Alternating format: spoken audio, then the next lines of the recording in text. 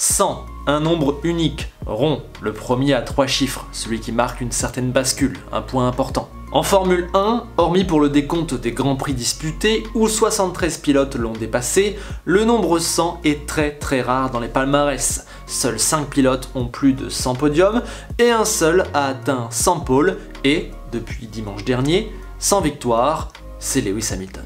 Celui qui est également septuple champion du monde est devenu le premier centenaire de l'histoire de notre sport. Un fait tellement unique et improbable qu'on ne sait pas comment l'interpréter et le prendre en compte. Et oui, car 100 victoires, ça n'a absolument aucun sens. Si on additionne les victoires d'Alain Prost et d'Ayrton Senna, on arrive seulement à 92.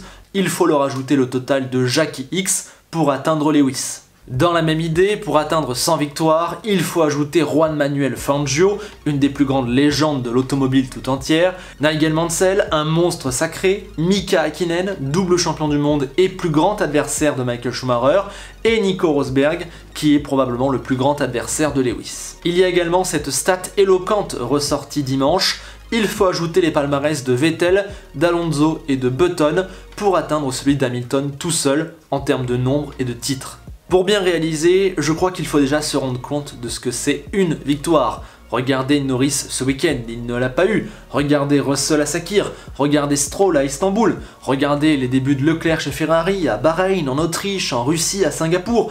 Regardez comme c'est dur d'entrer dans le palmarès de la Formule 1.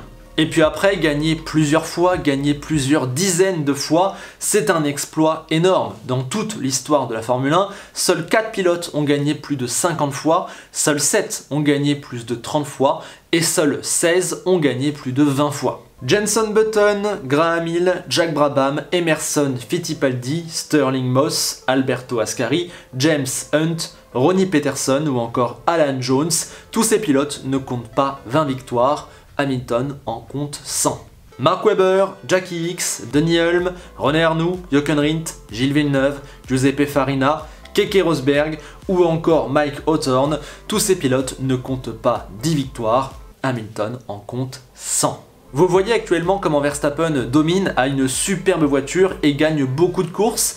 Eh bien il n'a que 17 Grands Prix, ça veut dire que pour en avoir du coup la barre des 20, il faut, pendant 4-5 ans minimum, avoir atteint une position importante dans le paddock, conduire une voiture extrêmement forte, être le meilleur au sein de son écurie, battre des adversaires incroyables et réussir des week-ends de fou. En réalité, déjà 10 ou 15 victoires, c'est une exception dans l'histoire de la Formule 1. Alors pour ce qui est de 100 victoires, là, on dépasse toutes les attentes. Voilà donc où nous en sommes, mais peut-on réellement réaliser ce que ça représente 100 victoires? Ça fait un moment que je me pose cette question et j'ai toujours pas la réponse. En fait, je crois que non. Je crois qu'on peut pas réaliser ce que ça représente. Quand on reprend toute notre démonstration statistique précédente, on comprend qu'on a touché à l'irrationnel et c'est très dur de composer avec ça, ça l'est d'autant plus qu'on le vit sur le temps long. On voit Hamilton tous les week-ends depuis 15 ans, on a vu chaque victoire s'ajouter une à une, et tous les dimanches, il faut qu'on réitère nos félicitations et qu'on essaye à nouveau de prendre en compte ce chiffre. Et pour nous, entre la 99e et la 100e victoire, rien n'a réellement changé. Ça fait déjà bien longtemps que son total de victoires nous a complètement dépassé, et c'est encore plus dur pour nous, qui vivons dans le temps présent, de vraiment réaliser ce que ça veut dire. Maintenant, on va soulever un point de débat qu'on est obligé de soulever dans une telle vidéo, c'est le fait qu'on en a marre de voir toujours le même gagner, c'est complètement saoulant et même parfois dévalorisant. Déjà, l'argument selon lequel Hamilton gagne tout le temps ne devrait pas enlever de la valeur et de la crédibilité à ses victoires. Forcément, les premières d'Ocon ou de Gasly ou de Leclerc ou de Norris si elle avait eu lieu, ça nous donne beaucoup plus d'émotion que la 57e, la 63e ou la 97e d'Hamilton. Oui, ça c'est clair, mais une victoire reste une victoire. On accuse souvent Hamilton de trop gagner alors que ça devrait être un argument diablement positif à son encontre.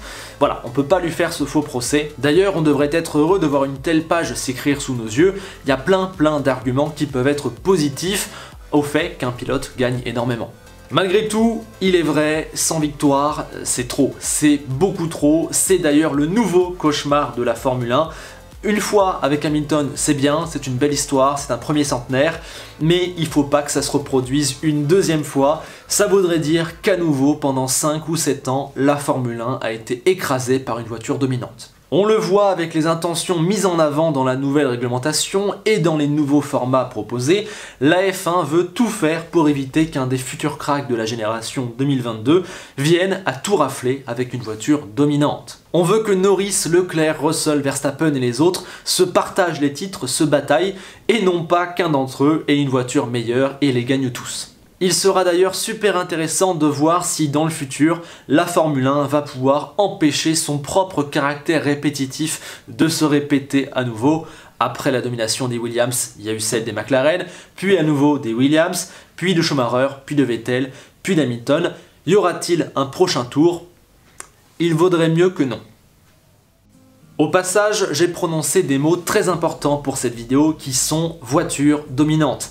Et oui, c'est un petit peu l'éléphant au milieu de la pièce. Pour beaucoup, ça atténue la beauté du record d'Hamilton, c'est le fait qu'il ait gagné avec la meilleure voiture.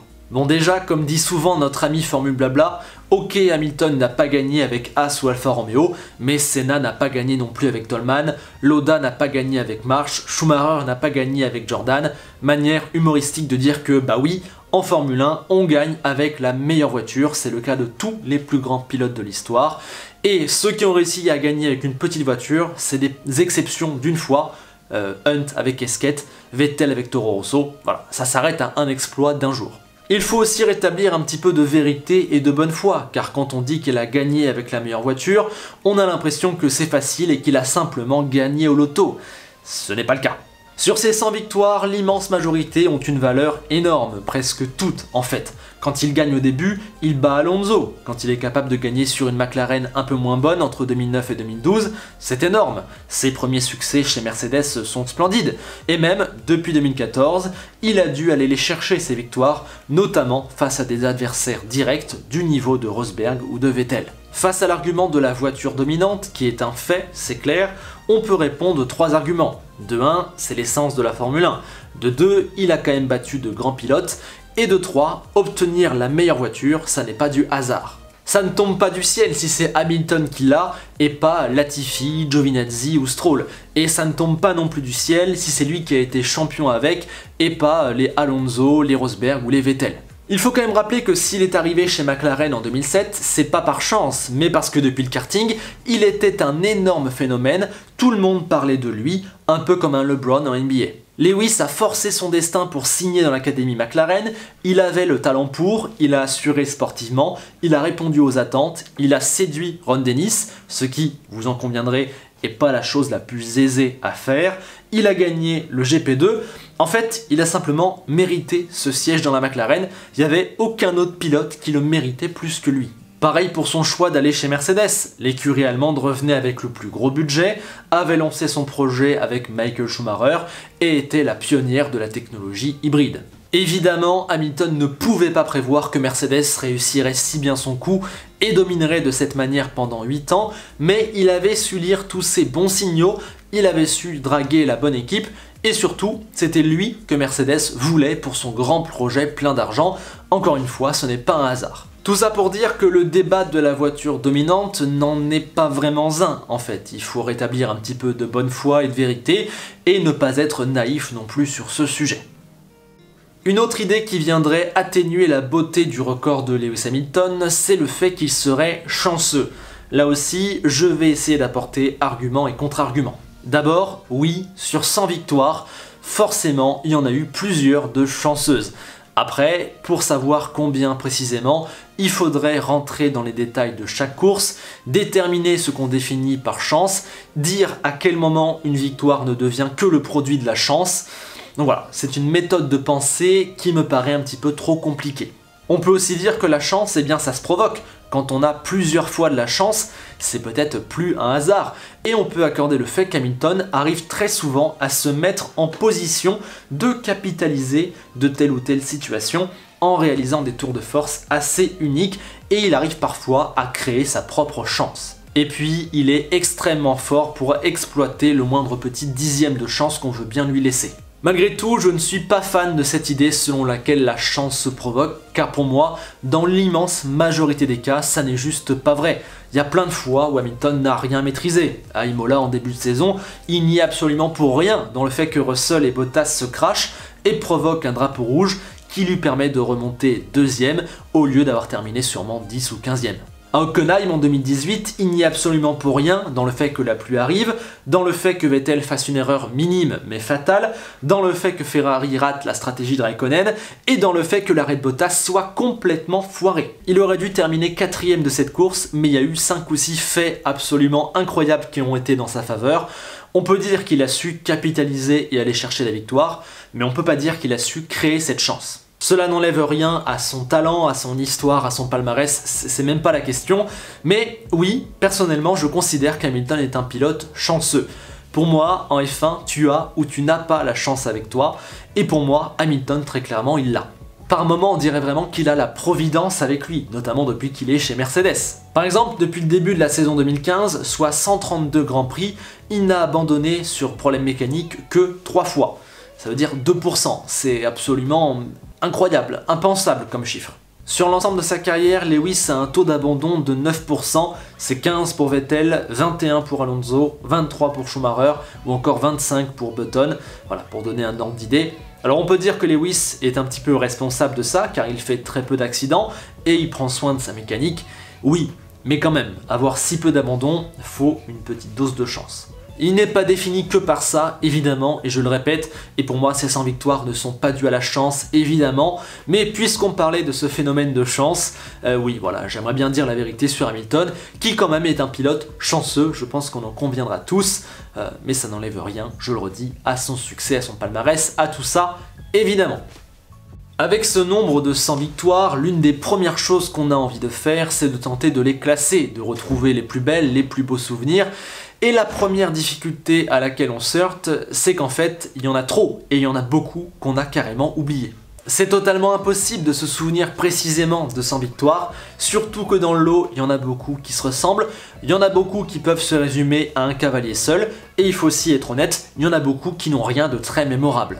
Je pense à la période 2014-2015 ou 2018-2019, il y en a pas mal où il est parti un petit peu seul devant, où il n'y avait pas de concurrence, où il a gagné 4-5 grands prix consécutifs, et donc oui forcément, c'est des victoires qui nous marquent moins. C'est aussi l'un des revers de la médaille et l'un des poncifs de la Formule 1, on préfère les victoires comme les thrillers de ce week-end, celle-là on va s'en souvenir. Au rang de ses plus belles, me viennent comme ça en tête la Turquie 2020, Singapour 2018, surtout pour la qualif et le fait qu'ils reprennent la tête à Vettel sur ce Grand Prix, Bahreïn 2014 face à Nico, le début chez Mercedes, Canada 2007 pour sa première évidemment, la démonstration sous la pluie à Silverstone en 2008, la Hongrie 2013, premier succès avec Mercedes, bref, je m'arrête volontairement ici de peur d'en oublier beaucoup trop sur les 100 victoires, allez faire un tour sur son palmarès et n'hésitez pas à me donner une sorte de top 5, mais je pense qu'il y en a beaucoup trop pour faire un tel classement. Maintenant, on va terminer sur un jeu. Où est-ce que ça va s'arrêter? Depuis tout à l'heure on parle, on a l'impression qu'Hamilton vient de prendre sa retraite, qu'il faut l'honorer, etc. Mais non, il lui reste à minima 7 Grands Prix cette année, 23 l'an prochain, peut-être encore plus en 2023. En tout cas, il a encore minimum 30 occasions de gagner. Donc, il termine à combien? 100, 105, 110, 115, 120? Voilà, balancez un chiffre dans les commentaires. Évidemment, ça dépendra d'abord de la capacité de Verstappen à dominer cette fin de saison, et ensuite de la capacité de Mercedes à réussir la transition 2022. Moi perso, je vois bien Hamilton s'arrêter vers 108, non je vais dire 109.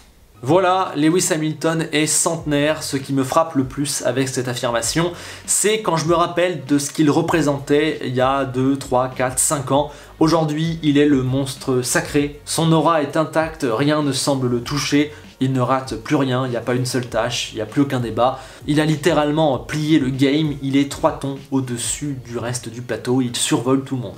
Or, quand on revient à l'époque où il stagne un petit peu chez McLaren, il n'a à l'époque qu'un titre, alors qu'il est un immense talent.